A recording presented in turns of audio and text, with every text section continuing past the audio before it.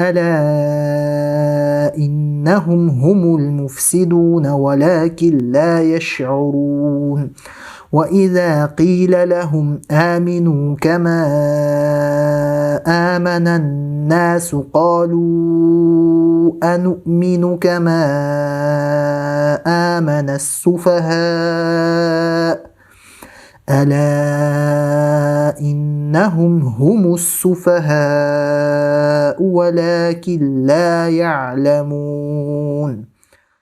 Инстаграмды ма?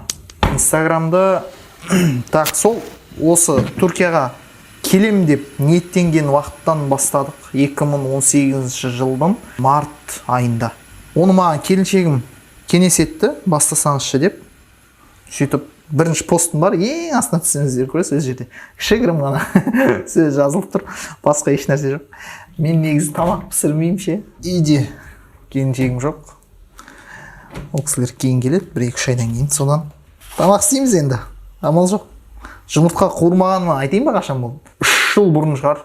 Инстаграмды бастап кеттік, келіншегім кеңесімен. Сосын бар бір кісілер уағызға шақырды. Келсем, Али студиясын түсіретін каналдардың ішінде атақты кісі бұрында бастаған ғой. Жаңа Абдуғаппарсыздарды, Армансыздарды шығарған. Сол кісі кеп тұр, уағыз сіздің бүгін уағызды түсіреді дейді. Күтпедім да мен оны.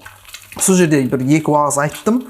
Сол уағыз кейін ютубқа шықты. Енді ол Али студиясы ғой, Али студиясына шығып тұрмын да мен. Басқа жаңа діни парақшалар жүргізіп атқан кісілер мені ұстаз деп атап кетті. Қолдау көрсетіп, оның ішінде ислам насихат деген парақша бар, Мұрақаба деген парақша бар, тағы да басқа да парақшалар бар.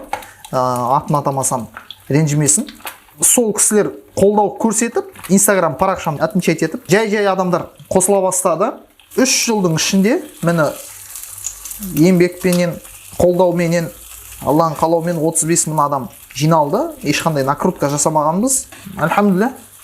Әлі де ниет бар дамуға, өсуге. Подписчик көбейген сайын дұрыс бір уже сапалы контентті қалайсың да, жақсы өзің түсірдің ғой сен мені ше. Соңғы нелерде ана әдемі болып келе жатты. Астары қарай. Онша фейсбукқа дейінші короче. Қазір соңғысы альхамдулилля жақсы болып жатыр. Өзіңе рахмет енді. Қазақстаннан кеше ғана келдік. Но біздің нем ғой менің, короче, студиям ғой деп. Осы жерде жалпы контент жасағым келіп жүр. Келгенім кеше ғана. Кітаптарды дәліректе мен мынандай елден кітаптар алып келдік. Қазақ тілінде және орыс тілінде кітаптар. Осы қазынамыз біздің. Осы жерде, сосын тағы мына жерде кітаптар сыймай баратыр, Аллаға шүкір деп айтайын. Не алдыртқым келіп жатыр, жасағым келіп жатыр. Мындай ұзын, үлкен не да? Шкаф. Үлкен шкаф, кітаптар тұратындай. Басқа да кітаптарды алып жинай беруге болады. Қазір уже алайын десем, сыймайды. Ертең сабақ басталады. Бізге тағы бір 10 шақты кітап береді шығар. Сіздерге бір кітап көрсетейін. Бұл кітапты мен краундфандингпен алғам. Яғни бұның бағасы ол кезде шамамен 30, сол кезде курспен 32 мың ба, 33 мың теңгедей болды. Оқырмандарға Алла разы болсын. Краундфандингпен осындай бір керемет кітапты алып бергеннен сабақ болып жатыр да бізде бұл кітаптан. Алла разы болсын. Мына нелері, парақтары сары, көз ауырмайды. Қариялардың көбісі осындай сары түсті Құранды ұстайды. Өйткені көз ауыртпайды. Ұзақ қарап отыруға ыңғайлы да, сағаттап отырып. 2 түрлі форматта сторис бар. Біреуі жеке өзімді түсіріп айту. Ассаламу алейкум, құрметті оқырмандар, біз бүгін міне влог түсіріп жатырмыз, күтіңіздер деген секілді осылай сторис түсіреміз. Бірақ мен қазір түсірген жоқпын жалпы, бірақ осындай форматта.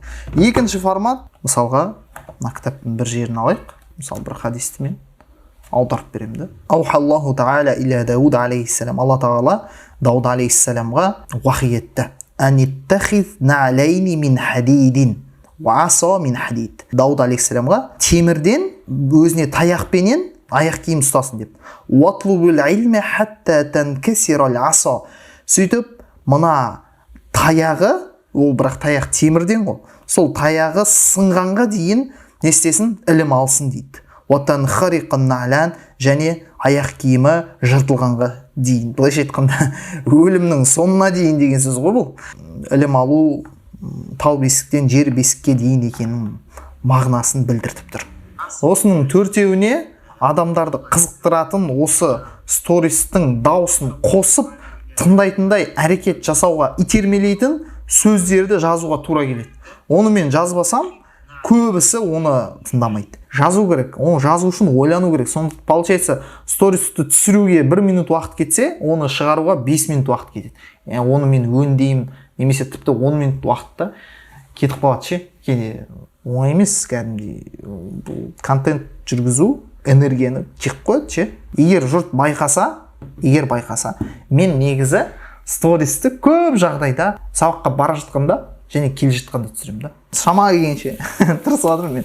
Шама келгенше. Одан да жақсырақ жасаймын деген ниет бар. Бағана айттым, жаңағы жерге локация жасау керек, жақсылап бөлмеген.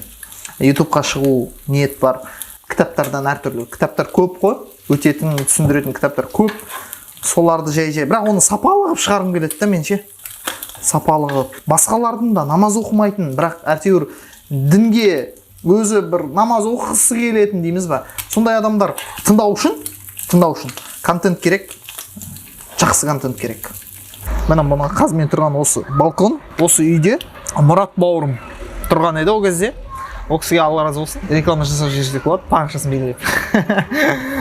Мұрат бауырмен хабарласып, қалай қай жерге барсам болады деп. Сол кісімен хабарластым да Мәкеңмен. Мәкең оқып жатқан медресеге түсетін болдым. Сол жерге түсемін деп қызықтырды. Осы район, біз қазір тұрып жатқан Есенюрт деген район, бәрі біледі. Бәрі біледі деп, яғни Түркиядағылар біледі деген ғой. Бұл район не ғой? Арзан район. Солысымен ыңғайлы, пәтерлер арзандау келеді. Выгодно болды. Осы жақта оқыған именно. Фатих емес, осы жақта. Мәкеңе Алла разы болсын, осында келдім. Бірінші өзім келдім ғой. Ол мені қарсы алып алды, үйінде күтті, үйінде болдым. 1 айдан астам уақыт үйінде өзім болдым. 1,5 айдай ма? Тұрдық. Мәкең бәрін көрсетіп, түсіндіріп, айтып. Кейін барып отбасымды алып келдім. Яғни алып келгенде ол кісілер келді.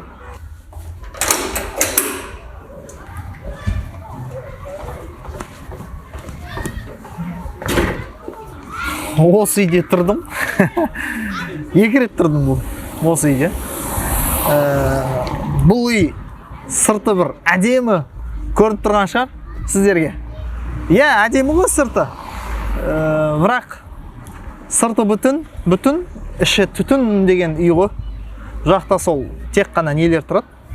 Приезжайлар, сырттан келгендер, африканецтер тұрады, арабтар тұрады. Кезінде мына магазин онша емес еді ше. Класс. Бұған бармайтынбыз. Ар жақта бір магазин бар, сол жаққа баратын. Ол жердің ол кісі қайтыс болып кетті. Жас жігіт қой, коронавирустан дейді. Жоқ, бірақ мына магазинде екен дегенім. Осында келіп тұрам. Жоқ, күрттердікі ғой. Бұл район жалпы, мен тұратын район полный күрттер ғой. Мысалы мына кісі кетіп барады, күрт, бәрі күрт мына жерде. Сенет, ақша жоқ болса ала саламын, кейін әкеп берем деп. Сонда ертең әкеп берем деген секілді. Сосын Стамбулдың бір үйренуге қиын болатын, басында қиын болатын тұсы ол жаңағыдай тар да үйлер. Көрдіңіз ба? Двор жоқ вообще. Мүлдем бұл. Қараңыздар, двор жоқ, шықтың, сразу жол басталып кетеді. Міне мынау мен үйім тұрып жатқан. Мына 2-ші этаж ғой. Шықтың, бітті, сразу асфальт. Балалар осыған үйреніп кеткен, кәдімгі футбол ойнап жүреді мына жерде. Көшеде ма? Бұндайлар норма ғой.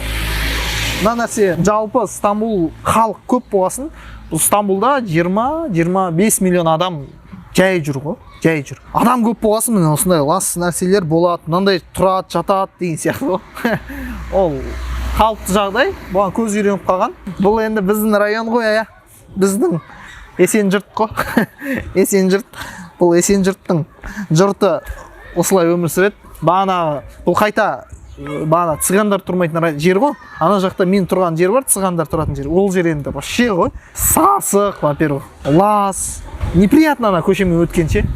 Таксистермен кейде анау таксимен үйге келесің ғой, ұялатын ше ана таксилер кіреді ана жерге. Как будто мен де солар сияқтымын да, ана жерге келіп түсіп қалып жатырмын ғой. Сондай бір ощущение болатын еді. Бірақ оларды біледі ғой. Солардың мен ұлтын түсіне алмай қойдым бар ғой. Қандай ұлт екенін. Бірақ әжептәуір осында. Мысалы мен мына үйімнің мына жақында тоже олар көп жаққа келеді, ойнайды. Бір рет, мынандай жағдай болды. Баламның добы түсіп қалды да. Сол кезде бір бала жүгіріп келді, ана допты алайын деп жатыр да, әйелім айтады қазір бізге алып келіп берейін деп жатыр ма деп ойлағам дейді. Алды да қашып барады дейді. Допты алып қойды дейді, соны ұрлап кетті. Анау сол жаңа цыгандардың баласы ғой. Сондай да. Шай түріктерге осы ғана керек. Шай болса болды. Отырып шай іше береді ғой. Бағана айттым ғой, курс жасадық. Нәз жаңа насихат бар, ер жігітке насихат бар. Осы соңғы уақытта бойдақтарға кеңес жасадық марафонның. Сол кезде енді кері байланысқа шығасың. Олар өзінің бойларын айтады, проблемаларын айтады. Сол кезде кәдімгі жастарда көптеген проблема бар екеніне көз жеткізесің. Қыздар, бұндай нәрсені білмеппін мен, бұрында бұны маған әке-шешем айтпаған деген секілді. Тіпті кейбіреулер жігітке алданып қалдым дейді да. Сөйтіп ол менің абыройымды алып кетті дейді. Маған ақыры үйленген жоқ дейді. Абыройымнан айырылдым. Маған ақыры үйленген. Енді қазір мен қорқам дейді да, мені кім енді алады осылай абыройы жоқ қызды, біреу мені ала ма тұрмысқа деген секілді, сондай қорқыныштары бар екен да. Әртүрлі адамның әртүрлі пікірін естисің. Инстаграмда да дайректке әртүрлі адам жазады, басқа. Жастар, біз ойлаймыз, бәрі біз сияқты ойлайды деп. Намазхандар мысалы ойлауы мүмкін да, бәрі біз сияқты. Жоқ, қайта әлі де олай емес. Неше түрлі ойларға кіріп кеткен. Мысалы Қазақстанға өткенде бардым, бәрі қыздар, ана жас қыздар неге шаштарын түрлі цветке бояды, короче. Сөйтсе ол TikTokта сондай не болып жатыр екен андай. Жаңа не дейміз, трендте болып жатыр да, солай бояу. И соған еліктеп кетіп жатыр. Жастар TikTok билеп жатады кәдімгі. Қазақстанда сондай, Түркияда өйтіп көрмейсің ғой? Ана көшеде тұрады, қыздар қысқа киініп алған, кішкентай қыздар, TikTok билеп тұрады ғой. Мысалы ЛГБТ болсын, басқа болсын, сондай нәрселерге көзқарастары сіз ойлағандай болмауы мүмкін әбден. Өзінің таңдауы бар, басқа деген секілді, сондай дұрыс емес. Нелер кіріп кеткен да ішіне. Сондықтан бізге жұмыс істеу керек негізі ше. Жастардың подходын тауып, жастарға ұнайтын контент жасау керек та. Осы секілді мысалы. Әйтеуір осыны енді үміттемін, біраз адам көреді деп. Оның ішінде жастар көреді деп. Ана жігіттердің өзінің проблемасы бар. Ер жігіттерді насихатта жасаған кезінде мысалға көз тиюден қиналады жігіттер. Айтады, көктем келді дейді, ұстаз дейді. Көктем келді. Енді жұмыстағы қыздар қайта не істей бастады, қысқа киіне бастады дейді. Көз тию қиын болып жатыр, не істейміз деген дейді. Көрдіңіз бе, ол бір кәдімгі андай қиын да. Сондықтан мынау қыздар осылай барынша өздерін бір не дейміз жаңағы ұятты жерлерін жауып скромно дейміз ғой, скромно киінсе ғой деген үміт бар. Ол әсіресе ол осыны түсінетін адамдар да. Түсінбейтін адамдарды қоя берші, оған қазір оны айтпайсың ғой, оған айтылатын уағыз бөлек. Оған бірінші Құдайды дұрыс тану керек. Иман деген не екенін түсіну керек деген сияқты ғой. Мына ең болмады осыны түсінетін адам түсінсе ғой деймін да. Түсінетін адам қыздар дұрысырақ киінсе ғой деген бір ниет бар. Жастарда жалпы бойлары көп екен, проблемалары көп екен. И осы марафондардан кейін көптеген проблема бар екеніне көзім жетті жастар арасында өздерінің. Бұл да бір үлкен бір тәжірибе болды ғой. Тәжірибе болды. Яғни мен не айту керек екен, қандай нәрселерді ескертіп тұру керек екенімді да түсініп алдым.